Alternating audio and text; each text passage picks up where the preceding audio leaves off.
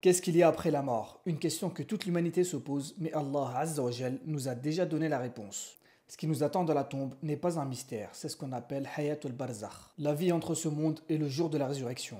Il faut savoir que personne ne pourra échapper à la tombe, que tu sois riche, pauvre, croyant ou mécréant. La seule chose qui t'accompagnera dans la tombe, ça ne sera ni ta famille, ni ton argent, ça sera seulement tes œuvres. Dès que la personne est mise en terre et la tombe refermée, elle se resserre sans faire aucune distinction, que tu sois mécréant ou croyant. Ce sera un moment effroyable pour tout le monde.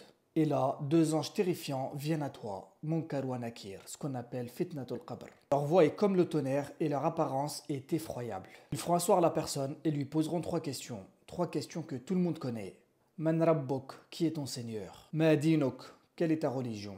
Ma taqulu fi hadha ar-rajul, que dis-tu de cet homme en parlant du prophète alayhi salatu wassalam? Le croyant sincère et véridique répondra: Mon Seigneur c'est Allah, ma religion c'est l'islam. Je témoigne que Muhammad sallallahu alayhi wa sallam est le serviteur et messager d'Allah. Et là, une porte vers l'enfer s'ouvrira devant lui. Et on lui dira: Regarde, c'était ta place en enfer, mais Allah Azza wa Jal te l'a échangé contre une place au paradis, et la porte sera refermée et ne s'ouvrira plus jamais.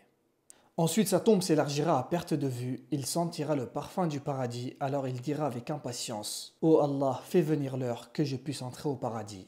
Mais le mécréant et l'hypocrite, lui, ça sera complètement différent. Il dira tout simplement: Je ne sais pas pour chaque question. Et il dira ensuite: J'ai entendu les gens dire des choses, alors j'ai répété. Alors il sera frappé avec un marteau de fer si puissant que si une montagne est frappée avec, elle exploserait. Et il poussera un cri que toutes les créatures vont entendre, sauf les djinns et les humains. Ensuite, une porte vers le paradis sera ouverte devant lui. Et on lui dira: Voici ce que tu as raté. Et ensuite, cette porte sera refermée et ne s'ouvrira plus jamais. Et une autre porte vers l'enfer sera ouverte. Ensuite, la tombe va continuer à se resserrer sur lui jusqu'à ce que ses côtes vont se croiser. Et il sera effrayé et dira: Oh Allah, ne fais pas venir l'heure. Alors qu'est-ce qu'on attend? Ce moment viendra pour nous, tôt ou tard. Et si vous êtes resté jusqu'à cette partie de la vidéo, je vais vous dire comment se protéger du châtiment de la tombe. Il faut accomplir les 5 prières obligatoires avec sincérité, accomplir le jeûne, lire régulièrement Suratul Mulk et invoquer à chaque fin de prière la protection contre le châtiment de la tombe comme le faisait le prophète alayhi salatu wassalam. Il disait dans chaque prière: Allahumma inni a'udhu bika min adhab al-qabr wa a'udhu bika min fitnat al-masih ad-dajjal wa a'udhu bika min fitnat al-mahya wal-mamat. Allahumma inni a'udhu bika min al-ma'tham wal-maghram. L'invocation complète sera écrite dans les commentaires pour ceux qui veulent la retenir.